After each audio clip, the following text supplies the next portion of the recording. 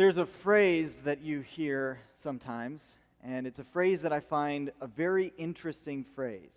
I actually think it's actually a pretty powerful phrase when you start to peel back the ideas behind the phrase.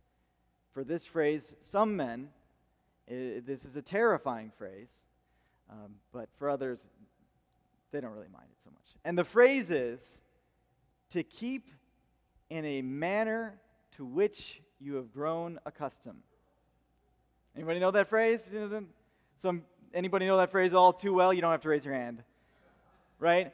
Because the phrase is most often used when there's a divorce and the husband had been the sole provider and he divorces his wife and the judge says, you have to pay alimony and you have to keep your wife.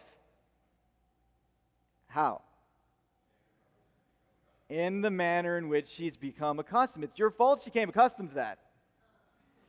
Now, right in that underlying part, there's this thing that's basically saying that, it's relative, right? So if you had your wife become accustomed to living in poverty, good news for you,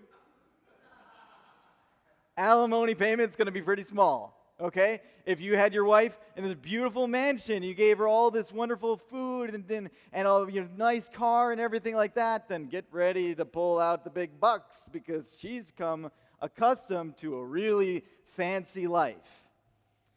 And what's interesting about us as human beings is this trait that allows us to so get bonded by the circumstances that we're in that we can't even conceive of life differently than we're living it now, is actually the same trait that if life changed significantly, we'd be able to function in that society, in that culture, in that circumstance.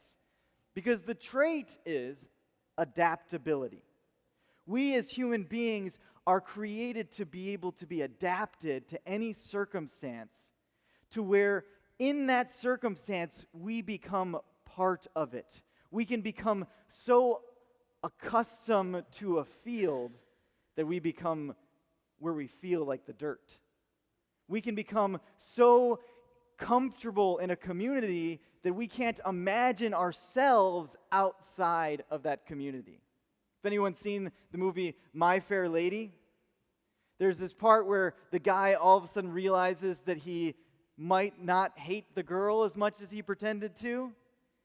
And the song is all, I've grown accustomed to her face. It's like he can't acknowledge that her face was pretty. And this is Audrey Hepburn we're talking about in the movie My Fair Lady. But he still can't admit, maybe she's beautiful. I've just grown accustomed to her face. I've grown accustomed to the way that she talks. I've grown accustomed to it. And I have to keep myself in the manner in which I've become accustomed. That's why I need her around. But that's how we are. We adapt and we become part of that environment. One of the things that I love about my life and the life that I've been able to live is that I've grown accustomed to very different styles of living. At one point, my parents had me staying at a mansion. Now, it wasn't my parents' mansion. You can see that that's not the lifestyle in which that they've helped me grow accustomed to. But I was moving to a new school district, and we had friends that lived there that wouldn't notice if someone else was living in their house because the house was so huge that they allowed me to live there. And they're a great couple. We know them to this day. And I had this opportunity to live in this really nice mansion and have all this beautiful place, and we had all this food. And we could have for dinner steak and chicken and salmon. And those weren't separate meals. That was one meal. I remember the first time she came to me, this is the mother of the household. She came to me and she said, I'm going to the grocery store. What would you like? Excuse me? What would I like? I grew up the youngest in a family of 4 guys that ate like 400. My mother went to the grocery store and she would fill up cartons of food these big carts of food, and people would say, "What army are you feeding?" And she said, "This is my second trip this week."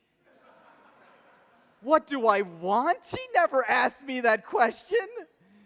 You're going to get what you get if you can fight for it. What do I want? I didn't know how to answer it. I'm like, "What do you mean?" And she's like, "Oh, you can have anything you want." Anything? Well, what if I said lobster, crab, steak, all the things I could think of? This is, okay, sounds good. What? That was a trick. That was a test. You were supposed to say no. We couldn't get that, right? And I tell you, after living there for a while, that's a lifestyle that I could get accustomed to. But, eventually my parents ended up moving to that neighborhood, and I moved back in with my parents, and, it was okay. I was tempted to say, "Guys, you have to keep me in a manner that I've grown accustomed to." But I've had other periods where I lived in an apartment, and this apartment was in what was Michigan's version of Fort Pierce economically. Okay, it's called Ypsi. If you're from Michigan, you know Ypsi. But we lived in the neighborhood, and I'll give you a sense of the neighborhood, okay? I was a pretty big guy then. I used to weight lift, and I would love to go on walks. And almost every walk, might be a slight exaggeration to say every walk that I went on, I ended up accidentally breaking up a drug deal. Because they saw this white guy walking around like that, and they're like, "Cops, run! Get out of here, right? We gotta go." That was just the neighborhood that I lived in, okay? So, but I didn't have anyone providing me food, and I don't cook, so it meant cans of tuna. So I would just eat these cans of tuna, right? And yes, that's right, by my hand. That's how gross I was, right? Everyone was always, "Why do you smell like fish all the time? Are you a fisherman?" I'm like, not exactly. It's just this. This is what I would do. I'd be in the car and just picking a can. I was the mercury man, by the way, at the end of this, because it was like many cans in a day. But I got accustomed to it, and that was fine. Like, I adapted to that. At one point, my wife and I, we lived in a house, and it was on the second floor that we lived. This is in Florida, by the way. We had lawn chairs and a blow-up mattress. That's it for furniture. And there was no AC. And it was the middle of summer. And you know what? That was rough. Of course, if I'm talking about the whole world and the way they live, we still had running water, so we had plumbing and the ability to shower. We only had one bathroom, but many people would say that was a luxurious lifestyle that we were living there. But what's interesting is very quickly, it was fine. Now, don't get me wrong, the day that the AC came was a day of great rejoicing. that accustomed lifestyle that we'd grown to was now past us. Thank God for that. But it wasn't like we were suffering and it was just every day was miserable and hard. We were happy and life was good. We got used to it. We got accustomed to it. For better or worse, we can grow accustomed to anything. There's this paradox about us and our nature. If I said to you, for instance, nobody likes change, how many agree with that statement? Nobody really likes change, right? Change is miserable. Nobody wants change. Yet, just about 8 years ago, there was someone who ran for president. And his banner that we ran under was a change we can believe in. A change in which we can believe in. And nobody said, "Well, nobody wants change." Nobody was like, "Oh, change, you're going to bring change for America. Well, forget you." No, they were like, "Oh, sounds great, exciting, yes." Because we also hope for change. See, we hate change, but we love the idea of change. Change sounds great, except for when it happens and then we hate it. And we live in this paradox of this, like, why can't you change America more? And then America changes and you're like, "What'd you do? You ruined it. Oh, it wasn't broken, why'd you fix it," right? And then the next year, someone else is running, we're like, "Oh, bring change, come on, bring change." And then when the change comes, we're going to, again, find something we don't like about it. This is what we are. This is who we are. But I was thinking about it, and it is a brilliant slogan. I mean, I don't care whether you're Republican or Democrat. It's a brilliant slogan, a change we can believe in, which means if things change for the worse, and only slightly, it was a change you could believe in. I don't know about you, but I believe that could happen. So you can't claim that he didn't fulfill his promise that he ran for. I created change. It was a small one, but I created change. You didn't want it, but you could believe that was going to happen. And if he ends up making great changes and things go way better, you're like, okay, well, I'm sorry, it was a little bit better of a change than you believed in, but you're not going to complain because life got so much better. Similarly, I think our life with God is the same way. See, we're in that place where how much change do we want? What do we want our life to really like? Like, for instance, if you come to God and you're like, I'm going to come to God and I'm going to have my whole life change. Have you thought that through? Do you want your whole life to change? Do you want everything in your life to change? Are you willing? Because some of the things you might like, you might not get to keep, right? Like, that's a scary idea. And we become accustomed to our lifestyle. One of the things that I grew most accustomed to in my life growing up was in being in pain. From the moment I can remember, I was in chronic pain. I had headaches, migraines, sinus headaches, stress headaches, cluster headaches. I mean, every doctor I went to, he found a new headache that I had. Well, thank you for that diagnosis. Now, can you help me? Oh, no, we don't help people here. But we do have a handy diagnosis that you can label upon yourself. Well, thank you for that, doctor. Now, I tried to get healed. I was prayed over. I tried all the techniques I mean, there's amazing different techniques, by the way. If you've never had chronic headaches or migraines, start telling people that you do, and you won't believe the stuff they come up with that will fix it. My favorite is pickle juice. Apparently, you can drink pickle juice, and it's supposed to take away your migraines and headaches. I tried everything, and I desperately wanted to be free. For most of my life, by the way, I just figured everyone lived like this.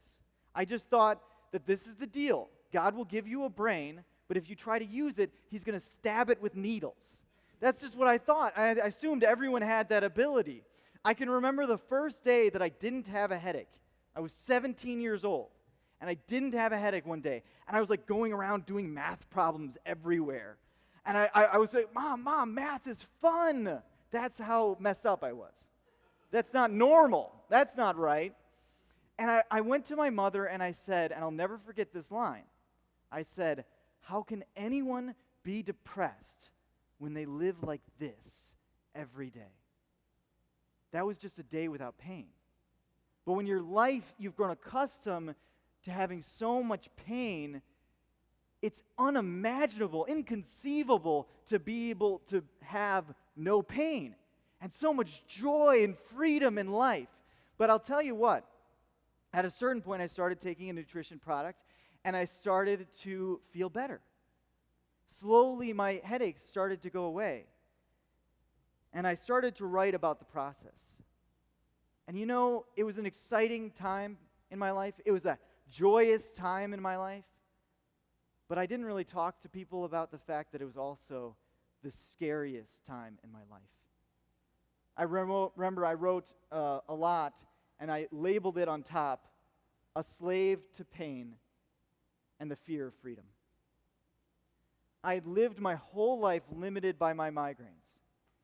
See, I couldn't go out or do my homework or do this other thing that the fun people were doing because I was limited, because I had a migraine. I couldn't do it. This was the only option that I had in my life. And when that limitation was taken away, it was exciting, but it was really scary. I can do anything. I can make a decision to do anything that I want to do. And I was scared. And there were points of walking towards that road of freedom that I secretly wished that I had the migraines back. Now, my migraines actually came back, and I regretted that decision. because we want change until it comes. But I cannot tell you how scary it is when you've been blind your whole life and then you see. When you can't think your whole life and you are all the time tell yourself, if only I didn't have this limitation on my life, I could achieve such greatness. And then you're given that limitation is taken away. And now what do? The fear of failure, I struggle with it today. It's a scary thought. God saying, I'll make your dreams come true. God saying, whatever you want, I'll help you achieve it, is probably the scariest thing that I think God can say. That's a frightening idea. If you have no limitations, you can achieve whatever you dream, you can achieve it, right? If you just put in the work. That's a frightening idea. That freedom that God's trying to give us, I think that's why we keep putting limitations back on. Last week we talked a little bit about the perception that we don't have that many choices. The perception, whether because we'll be embarrassed or because the social norm isn't that way, that we feel like we have limited options, but the reality is we could do anything. Good, bad. I mean, we'll have to suffer the consequences, but we could do anything. In life, as we go through life, we pick up different things. You know, one of the things that's funny to me is that, I know everyone's been wondering what the stones were about. Someone said, are we stoning someone in the service? I said, I'm pretty sure you can't smoke these. Anyway, nobody got that one, all right. Anyway, in these stones, right, you know what's interesting is you pick up places that you go. You ever notice this? Even the language, right? You start to become more like the land, right? You ever notice, like, there's the California dude attitude. It's kind of the laid back, and the way even the way they talk, it's like laid back. And it's similar with like some places in the country, the South. You know, that kind of like y'all. Yeah, they got the Southern little twang. There's the like twang like the land. You know, it's like the land.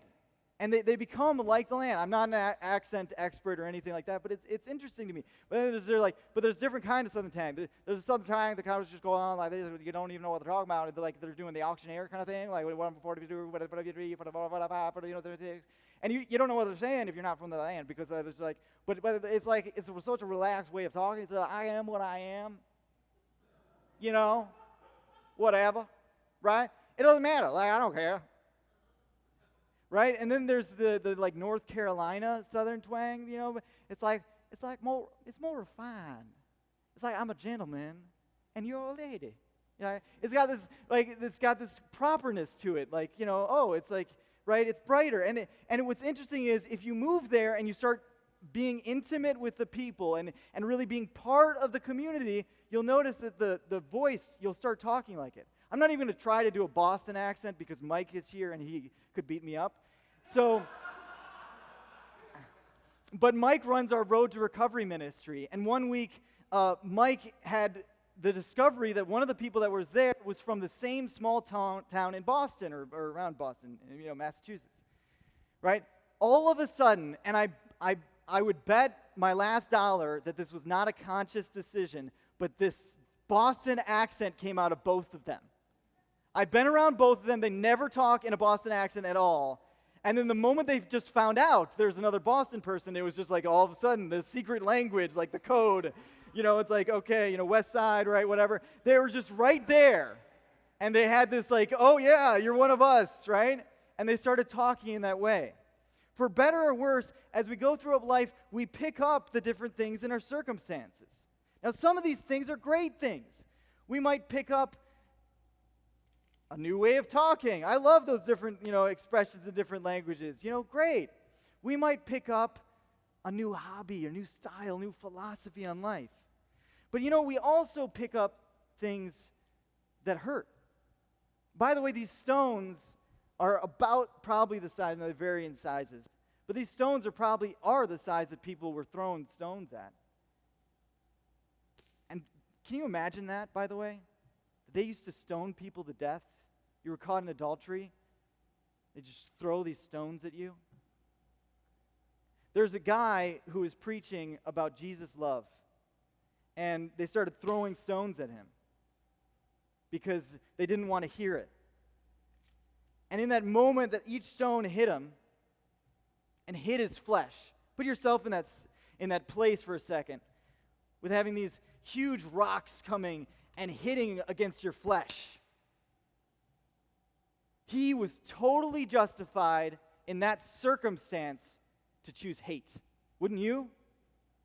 At the moment that someone is throwing these rocks and these death and destruction in your life, it's justified. But you know what at that moment that guy did? He forgave. In that very moment that the rocks were hitting against his flesh, he said, I don't judge you. I let it go. God, don't hold this against them, right? And by the way, at that moment, he saw heaven open to him. And Jesus standing at the right hand of the Father to usher him in. They say that sticks and stones may break our bones, but it's a lie. It's not like my leg will heal faster than my soul or my heart. And the things that happen in our lives, maybe the father or mother that should have supported us or encouraged us or loved us, is another stone that hits against our flesh. Maybe it's things that we do, faults that we have. We're not smart enough. We do some destructive habit in our life, and all these stones, one after another, hitting against our flesh, well, eventually, the stone becomes a heavier and heavier sack that we carry around. And we carry around all of these burdens, all of these things that happen to us that limit where we can go. One of the most powerful monologues I've ever heard was given by a girl. I never could find it. I wish I did. But a girl that I knew in high school. And she talked about this sack of everything that was done to her, everything wrong that happened, every experience that hurt her in her life, and how she just carried it around with her everywhere. Until finally someone said, I'll take that from you. If you'll let that sack go, you can be free. And in this monologue that she shared, she said, but it's mine. I've earned every pain that I bear. I've earned every burden. It's mine. I own it. I can't give it up. And so many times in our lives, we're put in that place where we feel like we have to cling to even our pain. We have to cling to what we've been hurt by. See, I'm limited in my life because my father or my mother didn't do this or did do this to me.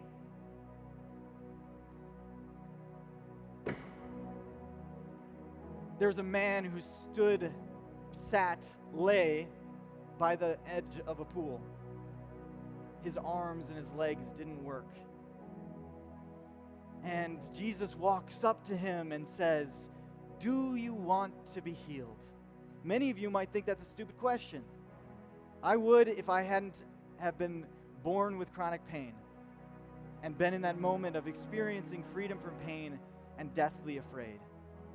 But I can tell you the question of really whether you want to be healed is a valid question. The guy responds saying, no one will help me into the water. How could I be healed? The idea was the first person in the water was healed and the rest of them, too bad, too late, so sorry, right? And he said, I can't. And I've wondered this question and I still don't have an answer, so don't expect any genius insight here. But what's the difference between a reason and an excuse? I still, you can tell me after the service, but I don't know. What's the difference between a reason and an excuse?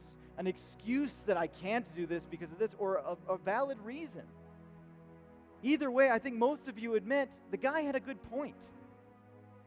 And I am no one to belittle any of your journeys or your burdens or your limitations. I'm not going to do that. I've had too many myself that other people didn't understand.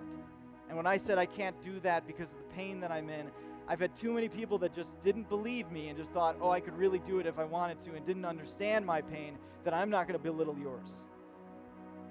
And I understand. Whether it's emotional, physical, whatever your pain, I understand if it's limiting you and you're struggling to move forward in your life because of it. And this guy had every justification to not be able to get into the water. He was powerless on his own to fight that battle. But that's what we do. We fight. See, we cling to these rocks, these burdens, these limitations we have in our lives. We actually cling to them. And we are powerless to beat them, but we fight it every day. Have you ever had someone that was trying to help you and you were fighting against them because this was your burden, this was your pain, and you're just fighting against it? I know I have. I think we fight against healing because we're so scared. And I'm not here today to tell you that if you give up your burdens, your pain, if you give everything, like we sang earlier, that God is going to take away all your pain and take away all your burdens. Can I make a confession with you? I believe that part of the reason why I still have some headaches and migraines, nowhere but like I used to, is because I'm so slow to listen to God that I need Him to put this limit on me. Now, I'm not trying to say that God gives me migraines or headaches or whatever, but I believe that if I didn't have them, I would actually be a worse person. That if I didn't have that pain, I'm not ready for that total freedom. And that's on me. I've got a fear of failure, and I've got a lack of understanding of my own limitations, that I'll just keep going and going and going and going until I collapse. If I didn't have these migraines saying, oh, no. I also have too much stress because I hold on to burdens like they're mine still. If you'd be willing, I'd like all of you to stand up. You've got rocks underneath your seats. And I'd like you to pick them up. You can go ahead and grab two if there's two available. If there's one, you'll have to deal with one. But if you all would do this with me, and maybe this is a silly illustration, but I'm a silly guy. But I want you to cling to these rocks. And I want you to picture in these rocks all of the things that you're holding on to in your life that you know deep down inside your life would be more full without them.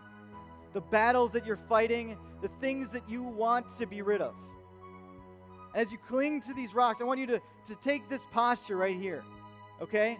This is the posture in which we fight. We fight so hard, all of these battles and these burdens, but sometimes we even fight holding on to them. Because we're not ready to do whatever it takes to give everything and to truly be free.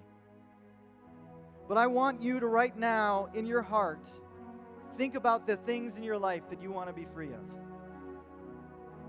And in this moment, I ask that you give them to God. That you let go and let God. And I'm not promising you that you'll never have to deal with these rocks again, these burdens again. But I am promising you that if you continue to give them to God, they won't be your battle to fight anymore. Because so many of these things that you're clinging to, whether physical, emotional pain, or love for other people and other people's choice, what they're doing in your life, are battles that you can't fight. They're not in your control. And as long as you cling to them, they're just going to hurt. So we're going to let these rocks go. When I say 0, we're going to let them go. We're going to go from 3 down to 0. And when I say 0, we're going to drop them. And we're just going to hold it right there, okay? right together. 3, 2, 1. Now hold it right there. Hold that posture. This is the posture of worship. The posture of worship is letting go of the fight and giving God the glory in that circumstance. It doesn't fix the circumstance, it changes our perspective. It says, my God is greater. It says that if God is with me, then 38 years of ailment was nothing against my God. That the pain that I've gone through is nothing compared to my God and the goodness that He has. The difficulties, the burdens of my life are nothing compared to my God, so I worship. And if you would all worship right now with me, let's sing and let's worship together. John Peter.